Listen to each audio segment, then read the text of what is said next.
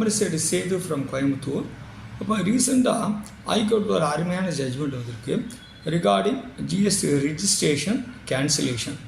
ஒரு அசஸி தொழில் பண்ணிகிட்ருக்காரு.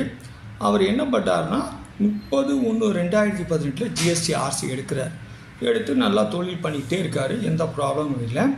அவர் திடீர்னு எதிர்பாராத விதமாக ஒரு உடல்நலக்குறைவு காரணமாக 20/6/2020 அதாவது ஜூன் 20, 2020 காலமாயிடுறார். காலமானோன்னு அவங்க என்ன பண்ணுறாங்க, அவங்க லீகல் ஹேர்ஸு அவங்க ஆர்சி ரிஜிஸ்ட்ரேஷனை கேன்சலேஷன் பண்ணணும், சரண்டர் பண்ணுங்கிறது தெரியல.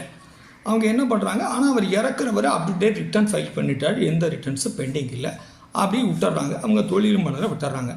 திடீர்னு டிபார்ட்மெண்ட் என்ன பண்ணுறாங்க, ஷோகாஸ் நோட்டீஸ் கொடுக்குறாங்க. ஒரு 5-6 மாதம் கழித்து நீங்கள் இந்த 5-6 மாதமாக ஜிஎஸ்டி ரிட்டர்ன் ஃபைல் பண்ணலை, உங்கள் ரிஜிஸ்ட்ரேஷனையும் கேன்சல் பண்ணக்கூடாதுன்ட்டு இவங்க அதையும் பார்க்காம விட்டுறாங்க. அப்போ டிபார்ட்மெண்ட் என்ன பண்ணிடுறாங்கன்னா, அவர் ஜிஎஸ்டி ஆர்சி எடுத்தார்ல 30/1/2018 ஜூன் அதாவது ஜனவரி 2018 அன்னைக்கு டேட்லேருந்து எஃபெக்டிவ் கொடுத்து ரிஜிஸ்ட்ரேஷனை கேன்சல் பண்ணிவிட்றாங்க. பண்ணோன்னு எல்லா ரிசிபெண்ட்டுக்கும் ஐடிசி பிளாக் பண்ணப்படுது. இதை எடுத்துகிட்டு இவங்க ஹைகோர்ட் போகிறாங்க. ஹைகோர்ட்டில் சொல்லிடுறாங்க அவர் இறந்தது உண்மை, டெத் சர்டிஃபிகேட் இருக்குது, அவங்க ஆர்சியை சரண்டர் பண்ணாததுக்காக ஜிஎஸ்டி ரிஜிஸ்ட்ரேஷன் ரெட்ராஸ்பெக்டிவ் கேன்சலேஷன் கொடுக்கக்கூடாது, அவர் இறந்த தேதியில் தான் கேன்சலேஷன் கொடுக்கணும்னு சொல்லி அந்த அசஸிங் ஆஃபீஸர் போட்டார், குவாஷ் பண்ணிட்டாங்க.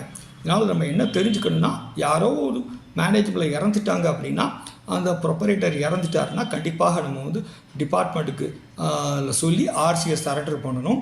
யாரோ பார்ட்னர் வேறு யாரும் ஒரு டேரக்டர் இறந்துட்டாலும் டிபார்ட்மெண்ட்டுக்கு நம்ம கண்டிப்பாக வித்தின் 50 டேஸ்க்கு இன்டிமேட் பண்ணணும். இந்த மாதிரி பண்ணலை அப்படின்னா இந்த மாதிரி சிக்கல்கள்லாம் வர வாய்ப்பு இருக்குது. தேங்க்யூ.